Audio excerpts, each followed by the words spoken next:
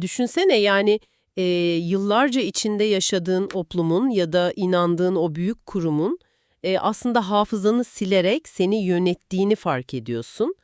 Gerçekten kabus gibi bir senaryo. Aynen öyle. Sana geçmişin diye anlatılan her şeyin bir yanılsama, hani bir tür kurgu olduğunu anlıyorsun. Sistemi ele geçiren o parazit yapı senin kim olduğunu bile unutturmuş. Hı hı. Kendi çıkarları için o yapının özünü emen bir mantık bu aslında. Kesinlikle. Peki böyle bir uyanışın ardından ne yaparsın? Yani bu kadar derin bir çürümeden sonra bir toplum kendini sıfırdan ve bir daha yıkılmayacak kadar sağlam bir şekilde nasıl yeniden inşa eder? İşte bugün seninle bu derinlemesine incelemede tam da bu sorunun peşine düşüyoruz. Evet, bugün önümüzde gerçekten çok büyüleyici bir kaynak var. ExileUp arşivinden çıkan o kurumsal hafıza birimi damgalı belgeyi inceliyoruz. Sabane İklim'in hazırladığı metnin 6. kısmı. Yani geri kazanım.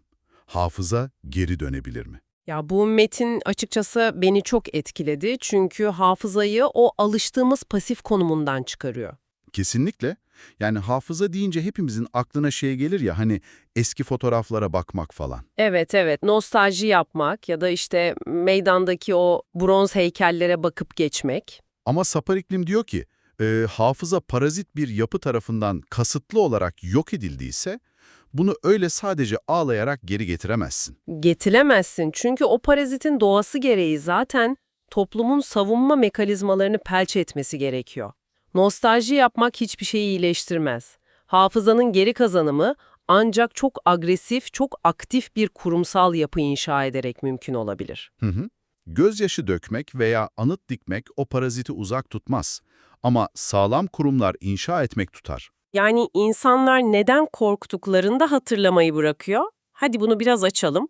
Metin, korkuya karşı panzehir olarak cesaretin kurumsallaşması diye bir kavram sunuyor. Bak bu kısım çok önemli bence çünkü biz genelde cesareti hep böyle bireysel bir kahramanlık gibi düşünürüz. Yani birisi çıkar, düzene tek başına baş kaldırır falan. Yalnız cesur yürek figürü. Aynen. Ama yazar diyor ki, hayır, bireylerin cesareti tükenir, yorulurlar, tehdit edilirler veya basitçe yaşlanıp ölürler.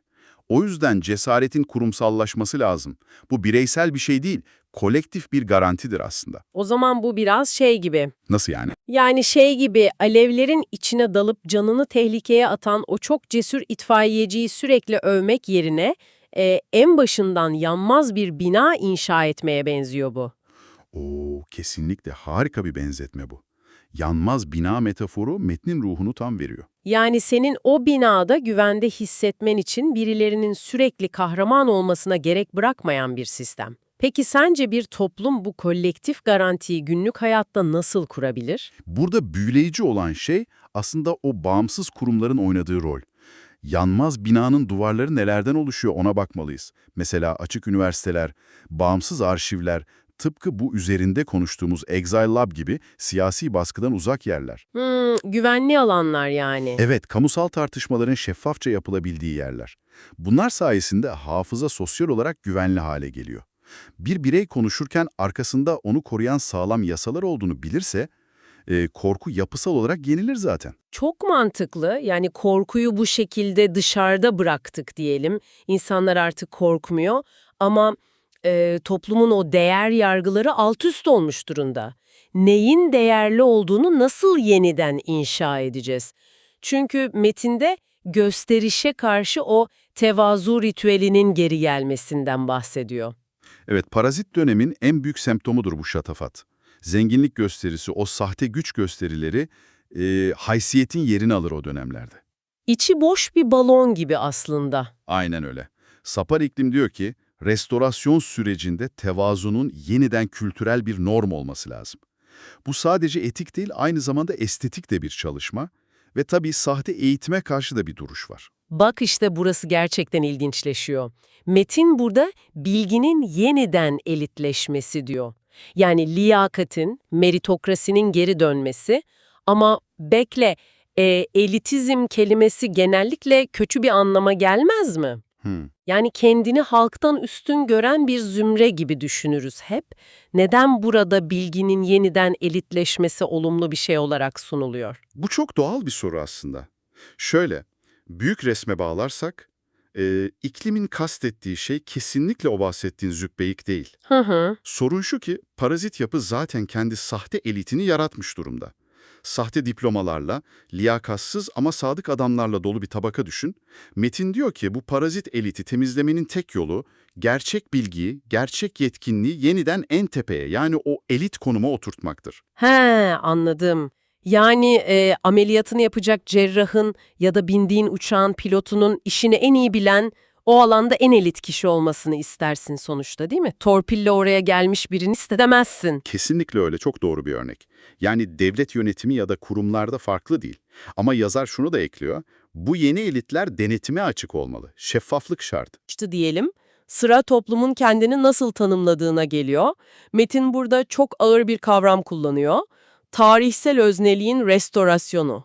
Historical subjecthood. Evet, bu biraz felsefi gelebilir ama çok temel bir şey. Yani halkın kendini büyük bir gücün nesnesi olarak değil de kendi tarihinin aktif aktörü, öznesi olarak görmesi. Peki tüm bunlar ne anlama geliyor pratikte? Parazit dönemlerde insanlara hep senin aklına ermez, sen sadece söyleneni yap mesajı verilir. İnsanlar da edilgenleşir. Sapar İklim diyor ki toplumun bu nesne olma halini reddetmesi lazım. Ritüellerle, metinlerle ve yeni bir dille kendi geleceğinin öznesi olduğunu hatırlaması şart. Bu biraz şuna benziyor açıkçası. Yıllarca otobüsün arka koltuğunda sadece oradan oraya savrulan bir yolcu olduğunu sanıyorsun. Evet. Sonra birden aslında o direksiyonda senin olman gerektiğini fark ediyorsun. Tarihin nesnesi olmaktan öznesi olmaya geçiş bu. Harika bir benzetme daha. Tam olarak bu.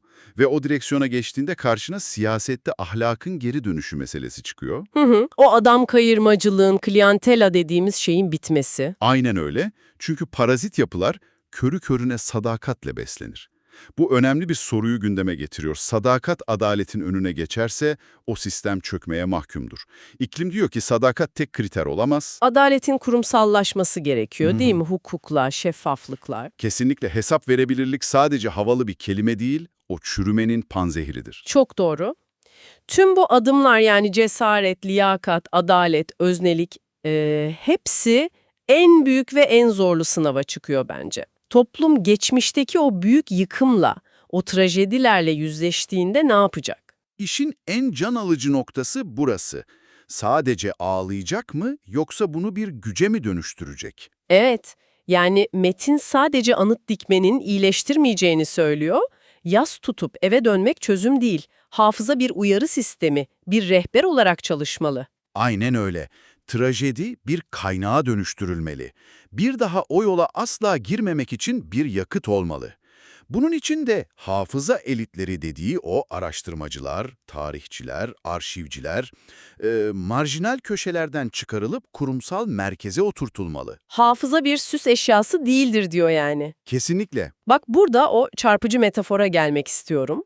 Toplumun bir bağışıklık sistemi olarak hafıza.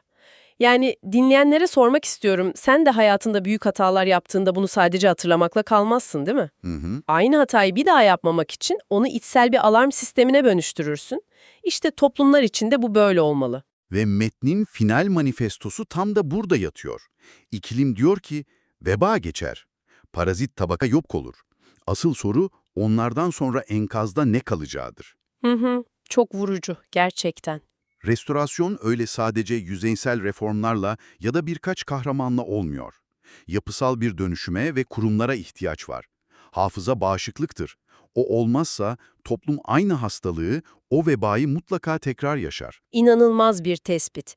Yavaş yavaş toparlayalım istersen. Bugün senle hafızanın sadece eski fotoğraflara bakmak olmadığını, adaleti, cesareti ve bilgiyi kurumsallaştırarak geleceği güvence altına alan aktif bir hayatta kalma mekanizması olduğunu gördük. Kesinlikle öyle. Çok agresif ve hayati bir savunma hattı bu. Evet, şimdi bu derinlemesine incelememizi bitirirken seni çok ufuk açıcı bir düşünceyle baş başa bırakmak istiyoruz.